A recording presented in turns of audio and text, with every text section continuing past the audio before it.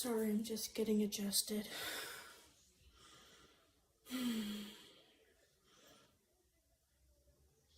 Hey, what's up, guys? So, sorry it's loud out there because we have kids. So today, as you can see, based on the video name, it's the lgbtq+ia, which I am a part of. But we're gonna be reading different quotes from a book. So it's called the Queer Book of Mormon, or the Book of Queer Mormon. That's confusing. And it's got, I suggest you guys check it out because I've heard a lot of stuff in here is really good. But there's 233 pages if you consider about the editor. So let's get started. I've never read this book, by the way. I'm just gonna go through, read the stories, and then I will give my input on it. So the first one, that's section 2. So the first one is the foreword by Carol Lynn Pearson. Her name is actually spelt the way my name is. My middle name is Lynn for Lynn. So that's crazy. So it says, over 60 years ago, when life first introduced me to the subject of queerness, the idea of coupling with that word with joy was impossible. I rejoice that today very few people who pick up this book will find it shocking to read the title, and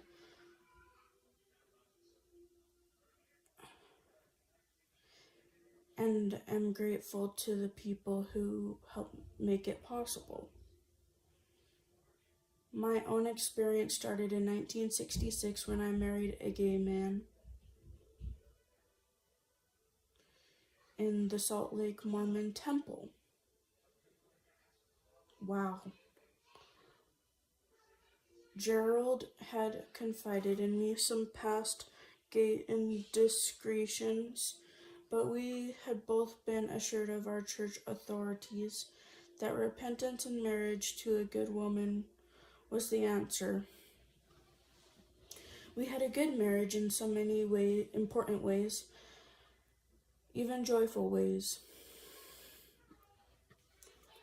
And I owe my career as a writer to this man. In the second year of our marriage, he insisted on our self-publishing my first book, a slim collection of poems titled Beginnings. Oh, I've read that book. Huh. Didn't know the author was queer. That's crazy. By some strange twist of fortune, that book instantly put me on the map in Mormondom and opened the door to everything I have since accomplished. Even the general authorities quoted me, but a dear queer husband would even entertain the idea of publishing his wife's poems. Who but a dear queer husband? Wow. That's crazy. After 12 years and 4 children and tremendous love mixed with anguish, we learned that someone's sexual orientation is not to be changed by personal determination or by a variety of cures. We decided to end the marriage and remain good friends.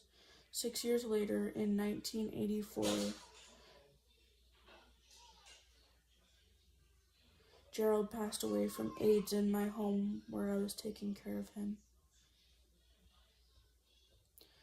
Knowing that our experience could be useful to so many, I determined to write our story, Goodbye, I Love You. Was published by Random House in 1986. This became a major media not only to Mormondom, but nationally. That's crazy. I can't believe that. Since that time, I have watched with awe and with gratitude this groundswell of change in our national perception of the LGBTQ members of our family, our gay, trans, and queer siblings. Have taught us so much, and our progress has not been smooth, and it is not complete, but it has been a remarkable thing to watch and for me to continue to participate in. Still, history moves more slowly than we'd like. In 2007, I published more goodbyes circling the wagons around our gay loved ones. The book told true stories of many LDS gay men and women who had taken their own lives or attempted to, or had lost relationships with their families, or who had suffered the heartbreaking consequences of entering into an ill-fated traditional marriage. And then in 2008 came the debacle of Proposition 8 banning same-sex marriages in California. Wow, that's crazy because California is supposed to be LGBTQ plus friendly.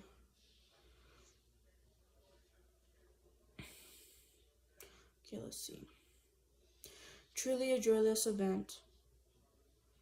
Generally and certainly with Mormondom, that event seemed to powerfully activate LGBTQ plus community, people and their allies, as well as, of course, their enemies. And yes, out of my front yard was a sign that read, "No" on 8.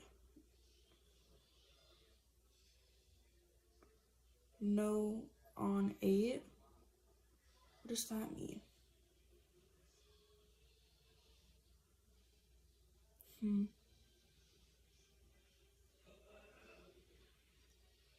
And there was my friend, Brad, who wept as he told me how much he loved the church and of his suicide attempt because he believed he would forever be unworthy of the joy of being able to love and be loved.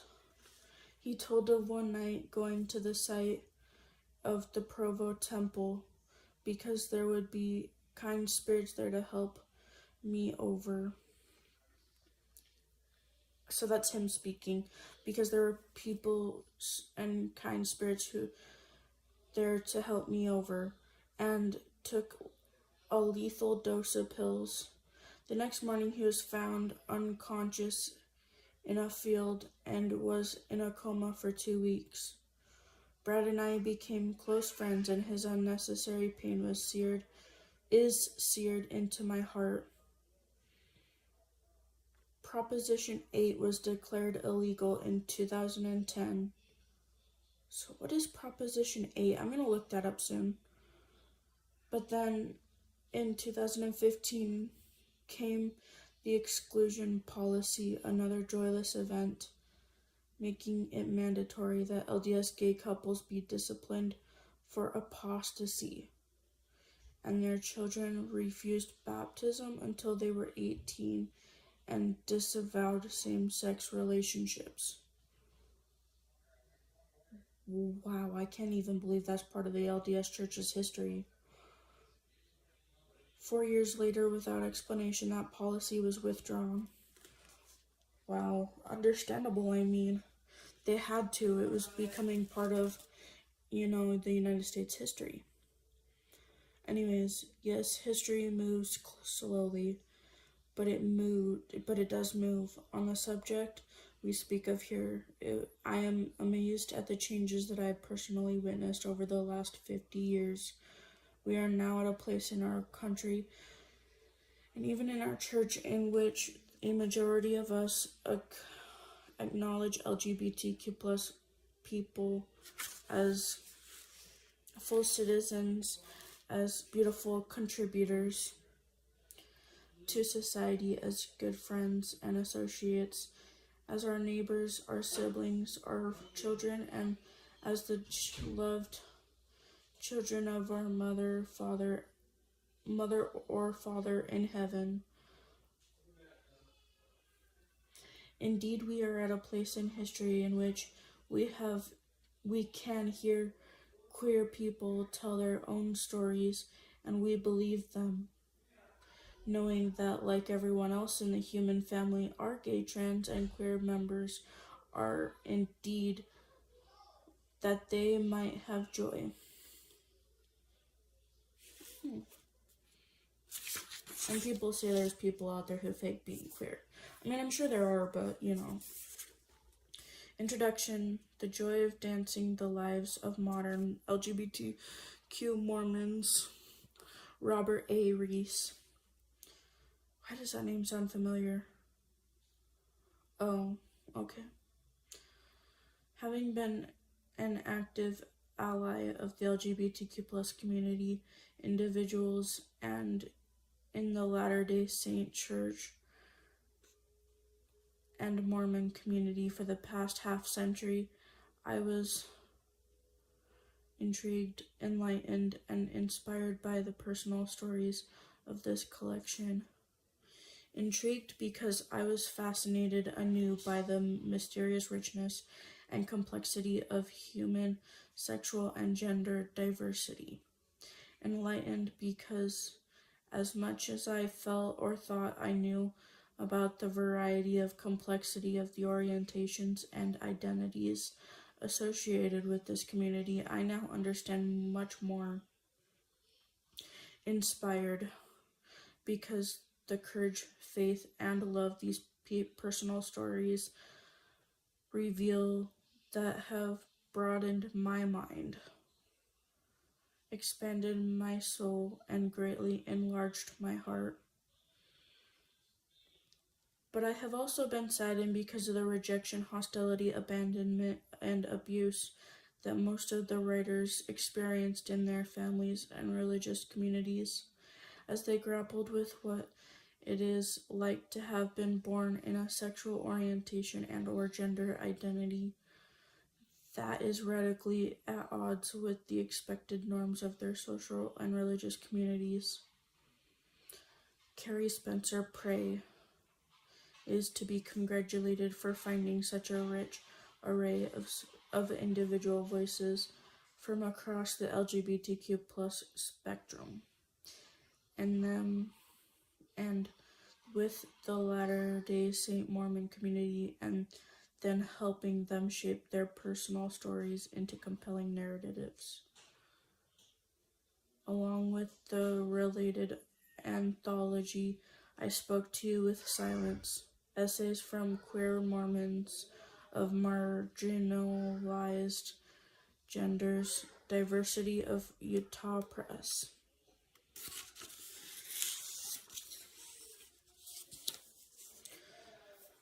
This is a deep book.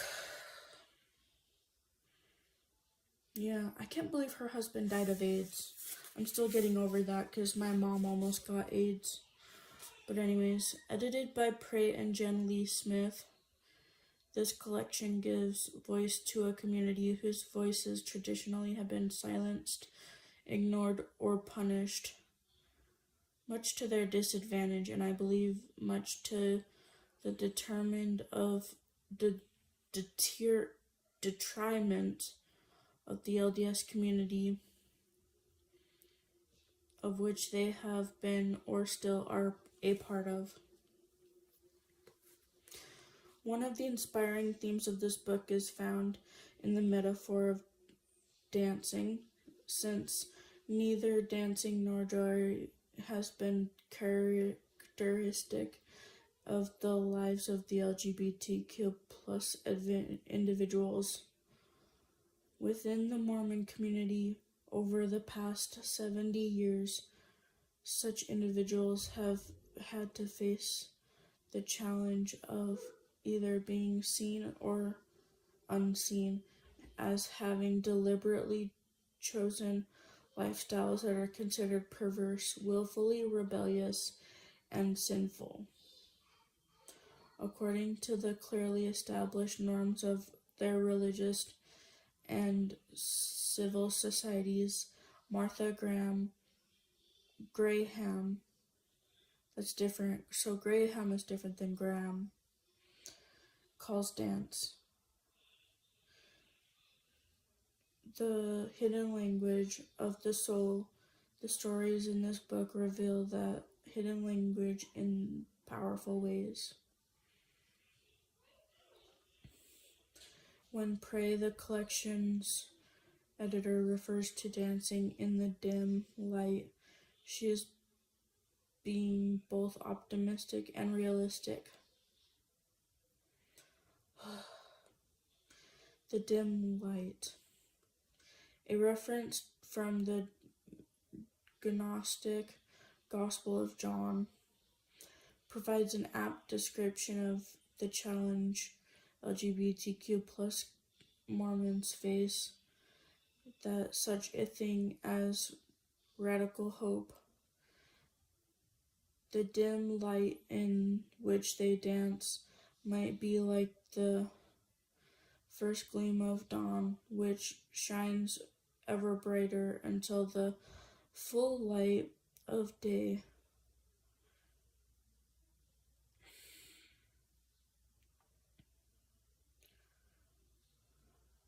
Proverbs 4:18. The realization of that full light is dependent upon the extent to which families, friends, church leaders, and members who accept and welcome those who heretofore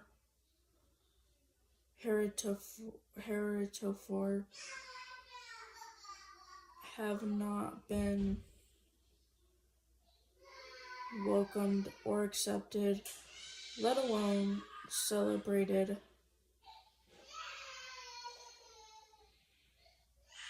Based on my experience, neither dancing nor joy and been abundant for those who constitute this queer Mormon community. Dancing is a whole body, whole soul experience that almost invariably is associated with joy. You dance and you love.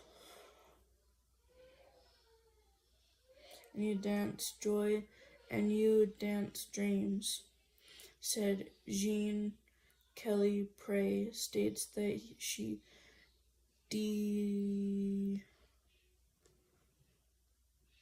deliberately chose joy as a focus because I couldn't handle putting together another book that told the whole world about the truth about what it means to be queer Mormon, because the whole truth is gut-wrenching.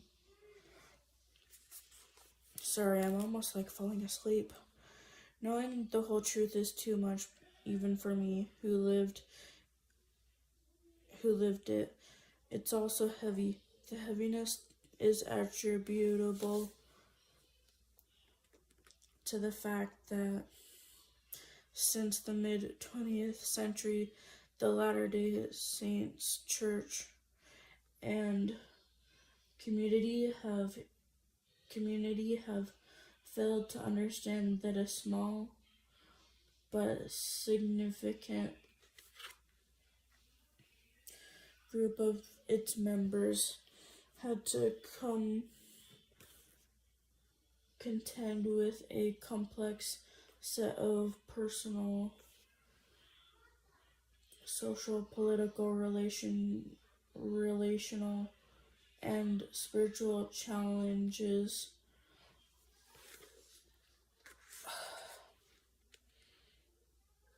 with regard to their sexual orientation. Okay, where am I? And or gender identity that are at odds with their religious community.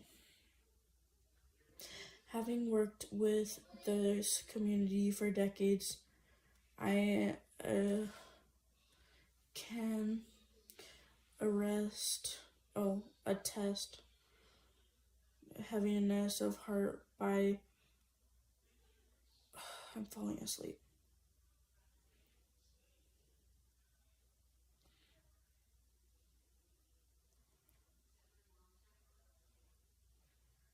Okay. Pretty author, she is selected for having the courage to tell their stories and the resilience to find joy in the telling. The complex nature of that joy is honored in the structure of this collection. The stories are arranged into 3 categories.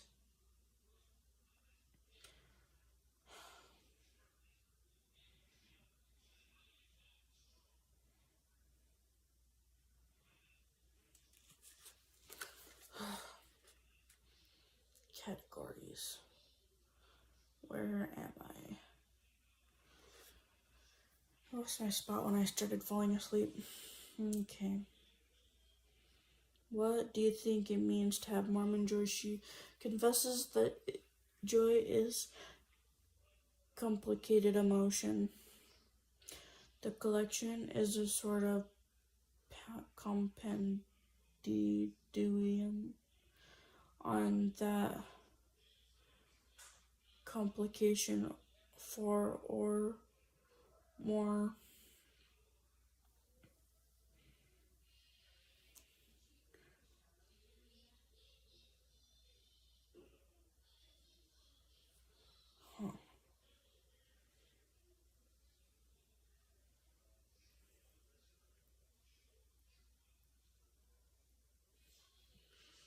I can't remember where I'm at. Although the Book of Mormon states declaratively that we were created to experience joy, it also teaches that with joy,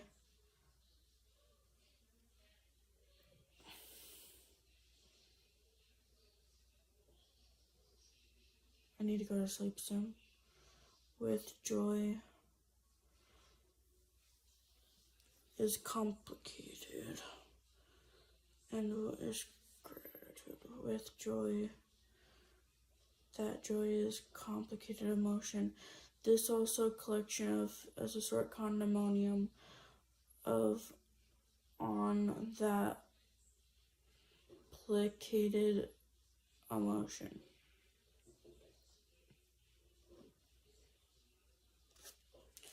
This collection is a sort of compendium on that complication, or accurately, those complications. Although the Book of Mormon states declaratively that we were created to experience joy, it also teaches that such joy is often dependent on sorrow, pain, and disappointment.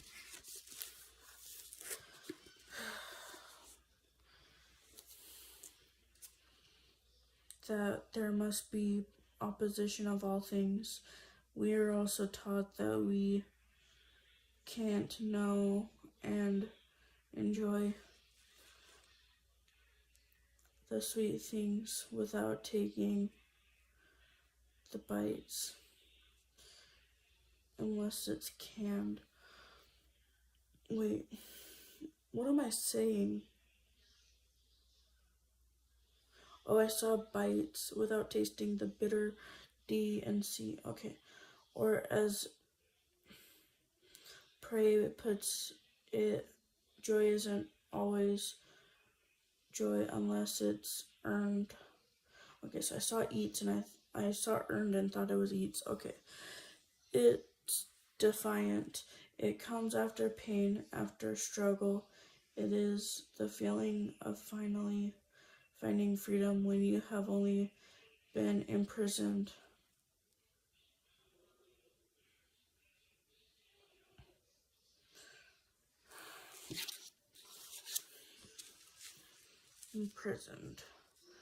That is why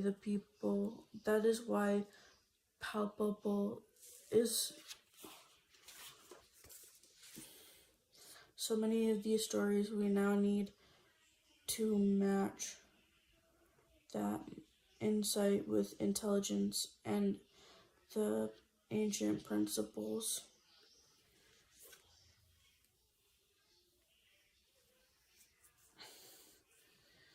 of acceptance, love, and compassion. Principles that have known but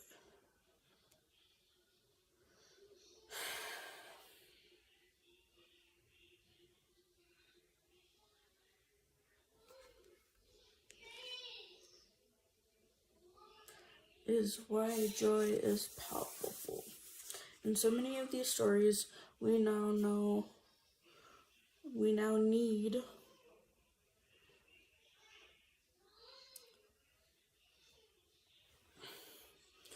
is why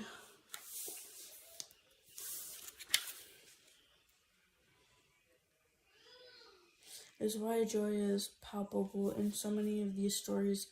Why now we need to match that night insight with intelligence and gender identities lie outside established norms.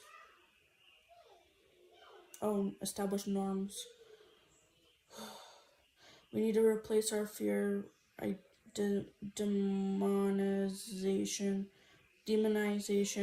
and rejection with acceptance, humanization, and I'm going to finish this sentence and then I'm going to bed. Love. Okay. That's the end of the sentence, I guess. That's a good book. I will have to continue reading it. I don't have a bookmark though. I'll just remember the page number. Oh, it doesn't have a page number. I can't take a picture of it either. I'm just gonna, do the unforbidden or the forbidden and bend the page. Not the page, like the whole page, but just a tiny piece. Okay. I'm gonna end this live and I'm going to bed.